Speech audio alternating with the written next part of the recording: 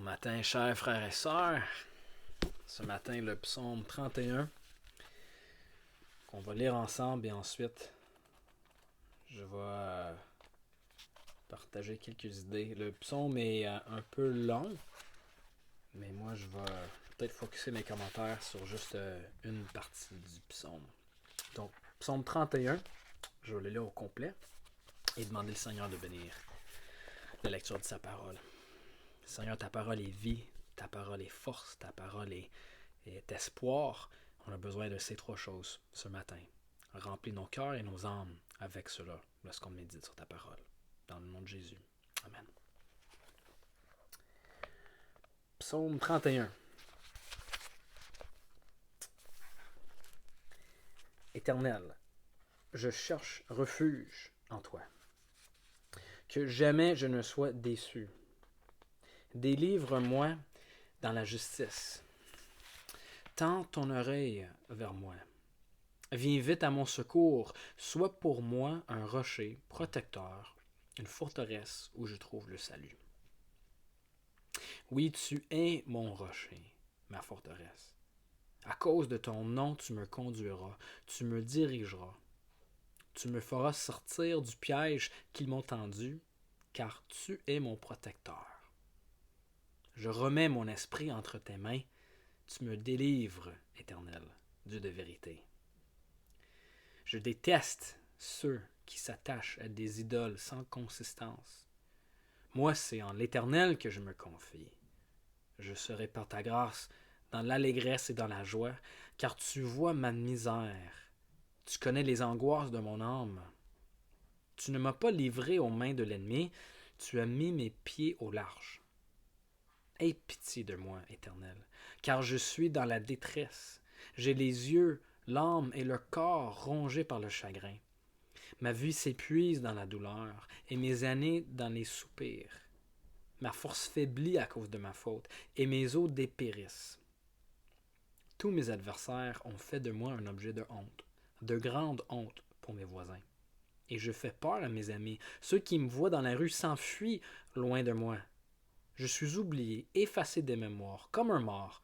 Je suis comme un objet qui a disparu. J'apprends les mauvais propos de plusieurs. Je suis assailli de terreur car ils se concertent contre moi et complotent de m'enlever la vie. Mais moi, je me confie en toi, Éternel. Je dis, tu es mon Dieu. Mes destinées sont dans ta main. Délivre-moi de mes ennemis et de mes persécuteurs. Fais briller ton visage sur ton serviteur. Sauve-moi par la grâce. Éternel, que je ne sois pas déçu quand je fais appel à toi, que les méchants le soient, eux, qu'ils soient réduits au silence dans le séjour des morts, qu'elles deviennent muettes, les lèvres menteuses qui parlent avec insolence contre le juste, avec arrogance et dédain. Ô combien ta bonté est grande! Tu la tiens en réserve pour ceux qui te craignent. Tu la témoignes à ceux qui cherchent refuge en toi face aux hommes. Tu les caches dans l'abri de ta présence. Contre ceux qui les persécutent, tu les protèges dans ta tente contre les langues hostiles. Béni soit l'Éternel, car il a démontré sa grâce envers moi, comme si j'avais été dans une ville fortifiée. Je disais dans mon trouble, je suis chassé loin de ton regard, mais tu as entendu mes supplications quand j'ai crié vers toi. Aimez l'Éternel, vous tous, ses fidèles. L'Éternel garde les croyants, mais il punit sévèrement les orgueilleux. Fortifiez-vous et que votre cœur s'affermisse, vous tous qui espérez en l'Éternel. Comme avec tous les longs psaumes, beaucoup qu'on peut discuter là-dedans, mais comme je dis, je veux qu'on focus sur une chose, et c'est l'attitude de David envers ses ennemis, envers ceux qui le persécutent. Je ne sais pas si vous avez remarqué, mais dans les psaumes qu'on regarde, il est intense dans sa manière, David, de parler de ceux qui n'aiment pas Dieu et de ceux qui n'aiment pas lui non plus. Puis dans ce qu'on vient de lire, c'était dans le verset 7. Il dit « Je déteste ceux qui s'attachent à des idoles sans consistance. » Puis là, plus tard, de la manière qu'il parle de ces gens-là qui veulent les voir punis, il veut les voir devenir, les lèvres menteuses devenir muettes. Comment est-ce qu'on comprend ça? Est-ce qu'on est supposé de vivre ça aussi? C'est sûr que dans le verset 7, lorsque David parle de détester ceux qui s'attachent à des idoles, David était quelqu'un qui aimait la loi de Dieu. Puis en Lévitique 19, ça dit littéralement de ne pas faire ça. Ça dit, tu ne détesteras pas ton frère dans ton cœur. Lévitique 19, 17. Et là, juste après, tu aimeras ton prochain comme toi-même. Je suis l'Éternel. Des mots qui nous sont familiers. Alors, David, quelqu'un qui aimait la loi de Dieu, n'était pas en train d'enfreindre ça. Un psaume, c'est un poème. Il parlait de manière poétique de sa haine, peut-être pas pour la personne, mais certainement pour ses actions. David haïssait l'idolâtrie. Et on voit un beau parallèle dans le Nouveau Testament avec Paul. Vous vous rappelez peut-être dans son discours à Athènes, Paul, en Acte 17, ça dit que lorsqu'il voyait toutes les idoles partout, ça disait qu'il était profondément provoqué, profondément indigné dans son esprit.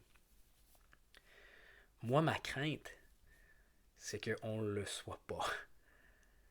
Je crois que pour beaucoup d'entre nous, on se promène en ville, on se promenait puis on va se promener un jour en ville et on va être entouré de ces idoles-là. Et je pense trop souvent on a l'esprit tranquille.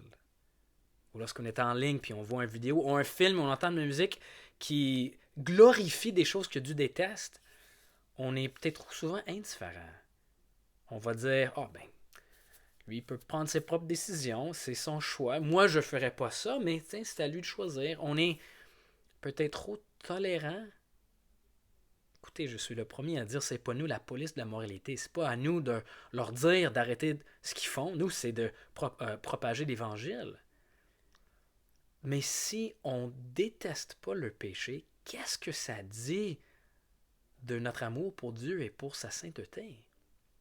Si on est capable de voir les idoles en train d'être adorées, des gens qui se prosternent presque, métaphoriquement, mais devant des idoles comme l'argent, comme leur carrière, et qu'on ne soit pas du tout indigné, peut-être ça indique qu'on n'aime pas beaucoup, ou pas autant que l'on pense, Dieu, sa gloire, sa perfection.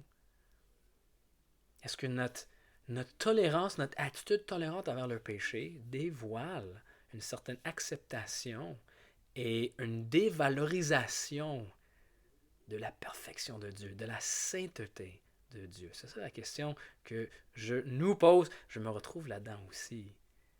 David est un exemple à imiter ici par sa façon de détester le péché à cause de son amour pour Dieu. Et là, David savait très très bien que ces gens-là, même si leurs actions sont détestables et qu'on devrait détester le péché, que Dieu fait grâce à ces gens-là. 3 fois dans le psaume, David répète le fait que c'est par la grâce que Dieu nous sauve, qu'il vient à notre secours, qu'il nous met dans la joie. C'est par la grâce. David, lui aussi, il a agi de manière détestable à plusieurs reprises, on sait très bien. C'est juste Jésus qui ne l'a pas fait. Mais à cause de ce que Jésus a fait pour nous, on peut avoir de la grâce de la même manière que David. Et plus qu'on goûte à cette grâce et plus qu'on découvre le caractère parfait de notre Dieu, on devrait détester le péché parce qu'on aime Dieu, et d'agir comme ça envers le péché devrait nous pousser à prier davantage pour les gens et d'avoir encore plus d'urgence pour que ces gens-là découvrent le pardon et le salut qui est trouvé en Jésus. Prions.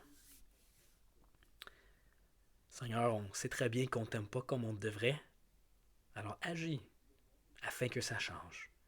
On veut te voir dans ta majesté, dans ta perfection, comme tu te révèles. Alors fais de nous des gens qui vont aimer profondément les gens, mais qui vont profondément détester leurs actions et même nos propres actions, même le mal et le péché en nous. On veut haïr davantage ça parce que on t'aime plus et parce qu'on valorise ta beauté et ta gloire. Fais ça par ton esprit, on prie. Au nom de Jésus. Amen. Amen. Bonne journée, Église.